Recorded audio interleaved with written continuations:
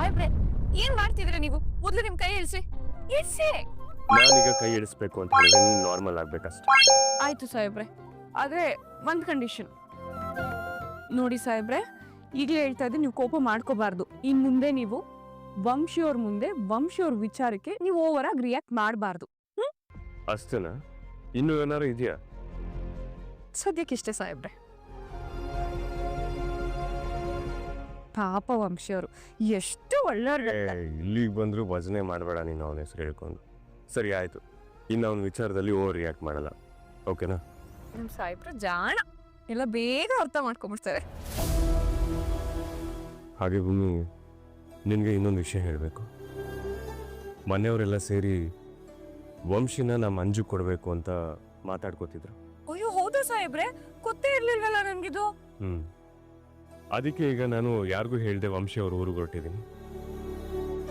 ಮನೆ ಮಗಳಿಗೆ ಒಬ್ಬ ಹುಡುಗನ ತಂದ್ಕೋತಿದ್ದೀವಿ ಅಂದ್ರೆ ಹುಷಾರಾಗಿರ್ಬೇಕಲ್ವಾ? ಅದಕ್ಕೆ ಅವ್ರ ಫ್ಯಾಮಿಲಿ ಬ್ಯಾಕ್ಗ್ರೌಂಡ್ನ ತಿಳ್ಕೊಂಬರೋದಕ್ಕೆ ಅವ್ರ ಊರಿಗೆ ಹೋಗ್ತಾ ಇದ್ದೀನಿ. ನೀವ್ ಹೇಳ್ತಾ ಇರೋದು ಕರೆಕ್ಟೇ ಸಾಹೇಬ್ರೆ, ನೀವು ಹಾಗೆ ಮಾಡಿ. ನೀನು ಇವತ್ತು ಅಂಗಡಿಗೆ ಹೋಗೋದು ಬೇಡ, ಮನೇಲೇ ಇರು. ಸರಿ ಸಾಹೇಬ್ರೆ, ನಾನು ಮನೇಲೇ ಇರ್ತೀನಿ. ಆದ್ರೆ ವಂಶಿಯವ್ರ ಊರಿಗೆ ಹೋಗ್ತಿದ್ದೀರಲ್ಲ, ನೀವು ಒಬ್ಬರೇ ಹೋಗ್ತಿದ್ದೀರಾ ಅಥವಾ ಸತ್ಯಣ್ಣನ್ ಕರ್ಕೊಂಡು ಹೋಗ್ತಿದ್ದೀರಾ? ಒಬ್ನೇ. ನಾನು ಅಲ್ಲಿ ಹೋಗ್ತಿರೋದು ಯಾರಿಗೂ ಗೊತ್ತಿಲ್ಲ. ಅದ್ರ ಜೊತೆಗೆ ನಾನು ಹೋಗೋ ವಿಚಾರ ಸತ್ಯಣ್ಣಂಗೂ ಗೊತ್ತಾಗೋದು ಬೇಡ. ಅವ್ರಿಗೆ ಸರ್ಪ್ರೈಸ್ ಆಗೇ ಇರಲಿ. ಸರಿ ಸಾಹೇಬ್ರೆ, ನೀವಾಗೆ ವಿಷಯನ ಮನೆಯವ್ರಿಗೆ ಹೇಳೋವರೆಗೂ ನಾನು ಯಾರಿಗೂ ಹೇಳೋದಿಲ್ಲ. ಗಿಳಿ ಮೂಗಿನ ಕೆಂಪು ಕಡಿಮೆ ಆಯ್ತು, ಈಗಲಾದ್ರೂ ತಮ್ಮ ಫೇವ್ರೆಟ್ ಐಸ್ ಕ್ರೀಮ್ ತಿನ್ಬೋದು. ಅರೆ, ತಿನ್ನೋಣ ಅಂತ ಕರ್ಕೊಂಡು ಬಂದು ಅರ್ಧ ಗಂಟೆಯಿಂದ ಹರಿಕತೆ ಮಾಡ್ತಿದ್ದೀರಲ್ಲ, ಬನ್ನಿ. ಸಾಹೇಬ್ರೆ, ನನಗೆ ಮ್ಯಾಂಗೋ ಫ್ಲೇವರ್ ಕೊಡಿಸ್ತೀರಾ? ತರ್ತೀನಿ. ಸರ್, ಮ್ಯಾಂಗೋ ಫ್ಲೇವರ್ ಅಂತೆ ಕೊಡಿ.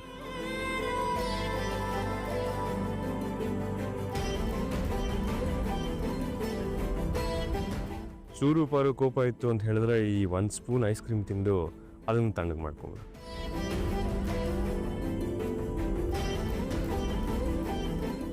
ಮತ್ತೆ ಯಾವತ್ತು ಕೋಪ ಮಾಡ್ಕೊಡೋ ಹಾಗಿಲ್ಲ.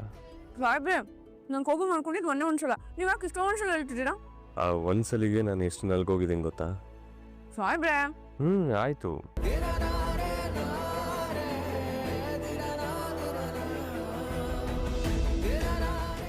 ಸಾಹೇಬ್ರೆ, ಸುಮ್ಮನೆ ಯಾರಾದ್ರೂ ನೋಡಿದ್ರೆ ತಪ್ಪು ತಿಳ್ಕೊಂಡ್ಬಿಡ್ತಾರೆ. ನನ್ಗೆ ಮ್ಯಾಂಗೋ ಐಸ್ ಕ್ರೀಮ್ ಕೊಡ್ಸಿದ್ದೀರಲ್ಲ, ನಾನು ತಿನ್ಕೋತೀನಿ, ನೀವು ತಿನ್ನಿ. ನೋಡಿದವ್ರು ಯಾರು ತಪ್ಪು ತಿಳ್ಕೊಳ್ಳಲ್ಲ. ಗಂಡ ಹೆಂಡತಿ ಎಷ್ಟು ಅನ್ಯೋನ್ಯವಾಗಿದ್ದಾರೆ ಅಂತ ಅನ್ಕೊಂತಾರೆ ಅಷ್ಟೇ. ಅಯ್ಯೋ ಸಾಹೇಬ್ರೆ, ಅದು ಹಾಗಲ್ಲ. ಜನ ನನ್ನ ನೋಡಿ ಎಷ್ಟೊಂದು ಸ್ವಾರ್ಥಿನಪ್ಪ ಇವಳು ಅನ್ಕೋತಾರೆ. ಯಾಕೆ ಹೇಳಿ? ಅವ್ರ ಗಂಡನ ಪಾಲಿಂದು ಇವಳೇ ತಿಂತಿದ್ದಾಳೆ ಅಂತ. ನೋಡಿ ಸಾಹೇಬ್ರೆ, ನನ್ಗಿದು ಇಷ್ಟೇ ಇರ್ಬಹುದು, ಒಟ್ಟಿಗೆ 4-5 ಐಸ್ ಕ್ರೀಮ್ ತಿನ್ನೋ ಅಷ್ಟು ಶಕ್ತಿನೂ ಇರ್ಬಹುದು. ಆದ್ರೆ ನಿಮ್ದು ಕಿತ್ಕೊಂಡು ತಿನ್ನೋ ಅಷ್ಟು ದುರಾಸೆ ನಮ್ಗಿಲ್ಲ. ನೀವು ತಿನ್ನಿ. ಏನ್ ನೋಡ್ತಿದ್ದೀರೋ, ತಿನ್ನಿ, ಕರ್ಕೋಗುಟ್ಟೆ. ಸರಿ ಚಿನ್ನ.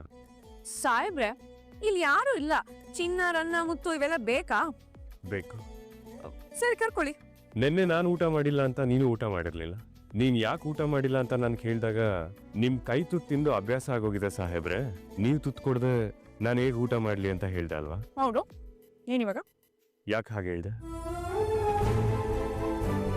ನಿನ್ ಪ್ರಕಾರ ನಮ್ ಕಾಂಟ್ರಾಕ್ಟ್ ಮುಗಿದ್ಮೇಲೆ ನಿನ್ಗೆ ಕೈ ತುತ್ತು ಯಾರು ಕೊಡ್ತಾರೆ? ಸಾಹೇಬ್ರೆ, ನನ್ನ ಮಾತು ಇನ್ನೂ ಮುಗ್ದಿಲ್ಲ. ದಾರಿ ತಪ್ಪಿ ನಿನ್ ಮನ್ಸೇನಾದ್ರೂ ನನ್ನ ಮೇಲೆ ಮನ್ಸು ಮಾಡಿದ್ಯಾ?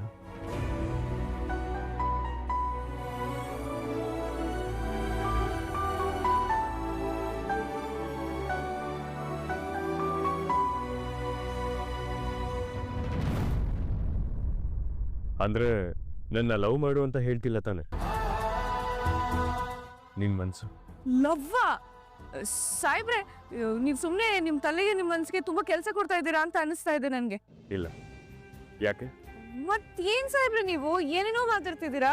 ನೀವು ಊಟ ಬೇಡ ಅಂತ ಹೇಳಿದಾಗ ಮನೆಯವರೆಲ್ಲ ಅಲ್ಲೇ ಇದ್ರು. ನೀವು ಹೋದ್ಮೇಲೂ ನಾನು ಅಲ್ಲೇ ಕುತ್ಕೊಂಡು ಚೆನ್ನಾಗಿ ಊಟ ಮಾಡಿದ್ರೆ ಅವ್ರ ಮನ್ಸಲ್ಲಿ ಏನಾದ್ರು, ಏನಪ್ಪ ಇದು ಗಂಡ ಎದ್ದೋದ್ರು ಹೆಂಡತಿ ಈ ರೀತಿ ತಿಂತಾ ಇದ್ದಾಳಲ್ಲ ಅಂತ ಅಪ್ಪಿ ತಪ್ಪಿ ಅವ್ರ ಮನ್ಸಲ್ಲಿ ಯಾವ ಸೀಮೆ ಗಂಡ ಹೆಂಡತಿ ಇವ್ರಿಬ್ರು, ಗಂಡ ಉಪವಾಸ ಇದ್ರು ಇವಳು ತಿಂತಾಳಲ್ಲ ಈಗಂತ ಅವ್ರು ಡೌಟ್ ಪಡಬಾರ್ದು ಅಂತ ನಾನ್ ನಿಮ್ಗೆ ಉಪವಾಸದ ಕಂಪನಿ ಕೊಡ್ತಿದ್ದೆ ಅಷ್ಟೇ.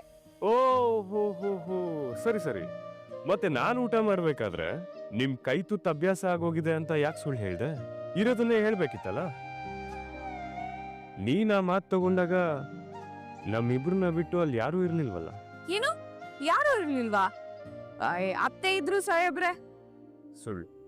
ನೀವ್ ಹೀಗೆ ಹೇಳ್ತೀರಾ ಅಂತ ನಂಗೆ ಚೆನ್ನಾಗ್ ಗೊತ್ತು. ಇಲ್ಲ, ನಾನ್ ನಿನ್ನ ಸಾಹೇಬ್ರೆ, ನೀವು ಸುಮ್ನೆ ನನ್ನ ಮಾತೆಲ್ಲ ಕಟ್ಟಕ್ಕೆ ಹೋಗ್ಬೇಡಿ. ನೀವೇ ಹೇಳ್ಬೇಕು ಅನ್ಕೊಂಡಿದ್ರೆ ಅದನ್ನ ಡೈರೆಕ್ಟ್ ಹೇಳ್ಬಿಡಿ. ನಿನಗೆ ನನ್ನ ಮೇಲೆ ನಿನ್ಗೆ ನನ್ನ ಮೇಲೆ ಯಾವ ಫೀಲಿಂಗ್ಸು ಇಲ್ವಾ? ಇದನ್ನೇ ತಾನೇ ನೀವು ಹೇಳಿದ ಕಾಯ್ತಾ ಇರೋದು. ನಂಗೆ ಗೊತ್ತು. ನಾನು ಹೇಳೋದಕ್ಕೂ ಮುಂಚೆ ಇವಳೇ ಹೇಳ್ಬಿಡ್ತಾಳೆ.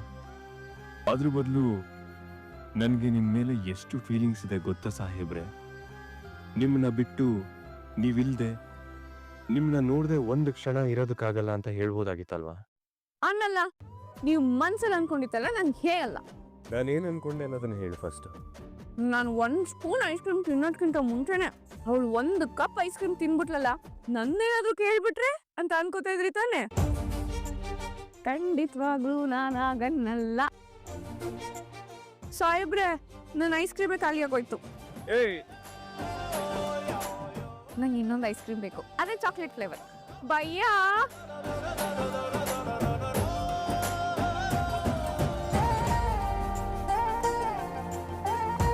ಸಾಹೇಬ್ರೆ ಬನ್ನಿ ಬನ್ನಿ, ಬೇಗ ಖಾಲಿ ಮಾಡೋಣ. ಭೂಮಿ, ನಾನು ನಿನಗೆ 2 ಸ್ಪೂನ್ ಐಸ್ ಕ್ರೀಮ್ ತಿನ್ನಿಸ್ದೆ ಅಲ್ವಾ? ಹಾ, ಆಗ ನನ್ನ ಕಪ್ಪಲ್ಲಿ 2 ಸ್ಪೂನ್ ಐಸ್ ಕ್ರೀಮ್ ಕಡಿಮೆ ಆಯ್ತಲ್ವಾ? ಹೌದು, ಕಡಿಮೆ ಆಯ್ತು. ಸೊ ಆ ಲಾಸ್ನ ಇವಾಗ ನೀನೇ ತುಂಬಬೇಕಲ್ವಾ? ತಗೊಳ್ಳಿ. ನಾನ್ ಗೊತ್ತಲ್ಲ ಸಾಹೇಬ್ರೆ, ಲೆಕ್ಕದಲ್ಲಿ ಪಕ್ಕ ತಿನ್ನಿ. ಅದಕ್ಕಿಂತ ಇದು ಚೆನ್ನಾಗಿದೆ. ಸರಿ, ನಾನು ಆಗ್ಲೇ ಹೇಳಿದ್ ನೆನಪಿದೆ ಅಲ್ವಾ? ನಾನು ವಂಶಿ ಊರಿಗೆ ಹೋಗ್ತಿರೋದು ಯಾರಿಗೂ ಗೊತ್ತಾಗ್ಬಾರ್ದು. ಗೊತ್ತು ಬಿಡಿ ಸಾಹೇಬ್ರೆ, ಅದಕ್ಕೆ ತಾನೇ ನೀವು ಇಲ್ಲಿ ಕರ್ಕೊಂಬಂದು ಐಸ್ ಕ್ರೀಮ್ ಕೊಡ್ಸಿತ್ತು ಅಲ್ಲ, ನಿಮ್ ಕೋಪ ಕಡಿಮೆ ಆಗೋದಕ್ಕೆ. ಸರಿ, ಬೇಗ ತಿನ್ನು. ಅಲ್ಲ, ತಣ್ಣಗಿರೋ ಐಸ್ ಕ್ರೀಮ್ ಕೊಡ್ಸ್ಬಿಟ್ಟು ಬೇಗ ಬೇಗ ತಿನ್ನು ಅನ್ನೋದು, ಬೇಡ ಅಂದ್ರೂ ಐಸ್ ಕ್ರೀಮಿಗೆ ಕರ್ಕೊಂಬರೋದು. ಏನೋ ಇವರು.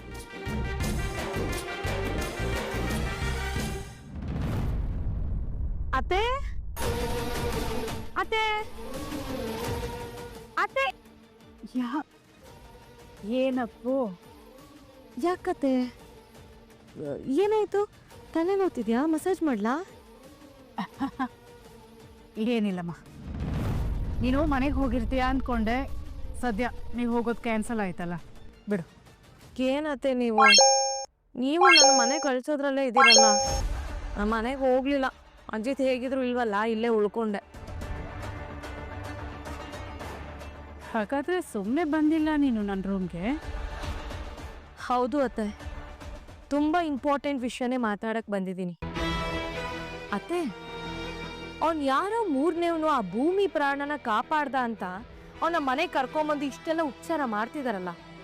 ಅದು ಅಲ್ಲದೆ ನಮ್ಮನೆ ಹೆಣ್ಮಗುನ ಅವನು ಕೊಟ್ಟು ಮದುವೆ ಮಾಡಬೇಕು ಅಂತ ಕಾಯ್ತಾ ಇದ್ದಾರೆ. ಏನು ಹೇಳೋಣ ಅತ್ತೆ ಇದಕ್ಕೆ? ಏನು ಮಾಡಲಿ ಅಪ್ಪು, ಅಂಜು ಮದುವೆ ವಿಷಯದಲ್ಲಿ ನಾನು ಅವಸರ ಮಾಡಲೇಬೇಕಾದ ಪರಿಸ್ಥಿತಿ ಬಂದಿದೆ. ನಿಮ್ಮ ಅವಸರ ಅಂಜು ಜೀವನಕ್ಕೆ ಅಪಘಾತ ಆಗ್ಬಾರ್ದಲ್ವಾ? ಮತ್ತೆ ನನಗೇನ್ ಮಾಡ್ಬೇಕು ಅಂತಾನೆ ಗೊತ್ತಾಗ್ತಿಲ್ಲ. ನನಗೀಗಲೂ ಭೂಮಿ ಮತ್ತೆ ಅಜಿತ್ ಮದುವೆ ಬಗ್ಗೆ ಇರೋ ಅನುಮಾನ ಇನ್ನೂ ಜಾಸ್ತಿ ಆಗ್ತಿದೆ ಅತ್ತೆ. ನೀನು ಅವರಿಬ್ರು ಮಾತಾಡಿ ನಾವೇ ನೋಡಿದ್ವಲ್ಲ, ಅವರಿಬ್ರು ಬಾಯಲ್ಲಿ ಬಂದಿದ್ ಮಾತು ಯಾವುದು ಸುಳ್ಳು ಅಂತ ಅನ್ನಿಸ್ಲೇ ಇಲ್ಲ ಅತ್ತೆ. ಆದ್ರೂ ಏನೋ ಕನ್ಫ್ಯೂಷನ್. ನೀ ಹೇಳೋದು ನಿಜ ಅಪ್ಪು, ಆದರೆ ಈಗ ನನಗೆ ಏನು ಮಾಡಬೇಕು ಅಂತಾನೆ ಗೊತ್ತಾಗ್ತಿಲ್ಲ. ನೀವ್ ಏನೇ ಹೇಳಿ ಅತ್ತೆ, ನಮ್ಮ ಮಂಜುಗೆ ಅಜಿತ್ ಒಳ್ಳೆ ಜೋಡಿ. ಯಾವತ್ತಿದ್ರು ನಮ್ಮ ಮಂಜು ಅಜಿತ್ನೇ ಮದುವೆ ಆಗ್ಬೇಕು. ನನಗೂ ಅವರಿಬ್ಬರು ಮದುವೆ ಆದರೆ ತುಂಬ ಇಷ್ಟ ಅಪ್ಪು. ಆದರೆ ದುರಾದೃಷ್ಟ ನೋಡು, ಮನೆಯವರೇ ಅವಳನ್ನ ದೂರ ಮಾಡಿಬಿಟ್ರು. ಅಸರಿ ಅತ್ತೆ, ಇವಾಗ ಏನ್ ಪ್ಲಾನ್ ಮಾಡ್ಕೊಂಡಿದ್ದೀರಾ? ನನಗಿಂತ ಚೆನ್ನಾಗಿ ಮನೆಯವರೇ ತುಂಬ ಚೆನ್ನಾಗಿ ಪ್ಲಾನ್ ಮಾಡ್ತಿದ್ದಾರಲ್ಲ ಅಪ್ಪು. ಅಜ್ಜಿ ಹೇಳಿದ ಮಾತಿಗೆ ಎದುರು ಮಾತಾಡೋ ಹಾಗಿಲ್ವಲ್ಲ, ಅದಕ್ಕೆ ಸುಮ್ಮನೆ ಇದ್ದೀನಿ. ಸರಿ ಅತ್ತೆ, ಈಗ ವಂಶಿ ಬಗ್ಗೆ ನಿಮ್ಮ ಫೈನಲ್ ಡಿಸಿಷನ್ ಏನು? ನಾನೇನೋ ಅವನ್ನ ಅಳಿ ಅಂತ ಒಪ್ಕೊಂಡಿಲ್ಲ ಕಣೆ. ನನಗೆ ಅಂಜು ಈ ಮನೆಗೆ ಬರಬೇಕು, ಅದು ಮುಖ್ಯ.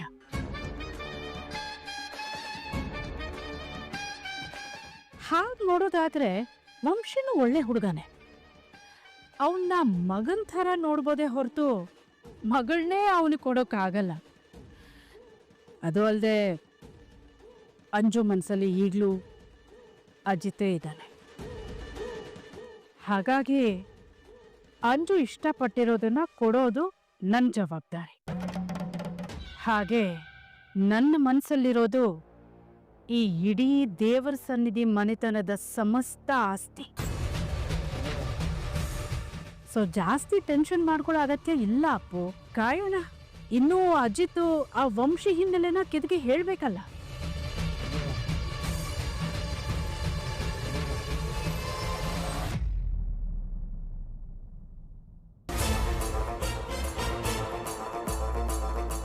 ಎಷ್ಟೊತ್ತಿಂದ ಕಾಯ್ತಾ ಇದ್ದೆ ನಿನಗೆ. ಎಲ್ಲೋಗಿದ್ದೆ? ಅಲ್ಲಪ್ಪ, ಬೆಳಗ್ಗೆಯಿಂದ ಎಲ್ಲಿ ಹೋಗಿದ್ದೆ? ಯಾಕಪ್ಪ ಮಾತಾಡ್ತಿಲ್ಲ? ಅಲ್ಲ, ನನಗೂ ಒಂದು ಮಾತು ಹೇಳಿದೆ, ನೀನು ಎಲ್ಲಿ ಹೋಗಿದ್ದೆ ಅಂತ. ಬೆಳಗ್ಗೆ ವಿಷಯ ಬಿಟ್ಬಿಡಿ. ಈಗ ಸ್ವಲ್ಪ ಹೊತ್ತಿಗೆ ಮುಂಚೆ ನಾನು ನಿಮ್ಮನೆ ಹತ್ರನೇ ಹೋಗಿದ್ದೆ. ನಮ್ಮನೆ ಹತ್ರನ? ಅಲ್ಲ, ನೀನೀಗ ಯಾಕೆ ಈ ರೀತಿ ಮಾತಾಡ್ತಿದೀಯಾ? All okay? ಭೂಮಿಗೇನೋ ಅಂಗಡಿಗೆ ಬರಬೇಡ ಅಂತ ಹೇಳಿದಂತೆ ನಾನು ನಿನಗೆ ಎಷ್ಟೊಂದು ಫೋನ್ ಮಾಡಿದ್ದೀನಿ, ರಿಸೀವ್ ಮಾಡಲಿಲ್ಲ. ಅದು ಅಲ್ಲದೆ ನಾನು ಭೂಮಿನ ಕೇಳಿದೆ ಎಲ್ಲಿ ಅಜಿತ ಅಂತ. ಅವಳು ಗೊತ್ತಿಲ್ಲ ಸತ್ಯನ ಅಂತ ಹೇಳಿದ್ಲು. ಎಲ್ಲಿಗೆ ಹೋಗಿದ್ದೆ ನೀನು? ನಿಮ್ಮ ಇಷ್ಟು ಪ್ರಶ್ನೆಗಳನ್ನ ಒಂದು 10 ನಿಮಿಷ ಪಕ್ಕಕ್ಕಿಡಿ. ನಾನು ಕೇಳೋ ಪ್ರಶ್ನೆಗಳಿಗೆ ಉತ್ತರ ಕೊಡಿ ಅಷ್ಟೆ. ಓಹ್, ಪ್ರಶ್ನೆಗೆ ಇನ್ನೊಂದು ಪ್ರಶ್ನೆನಾ?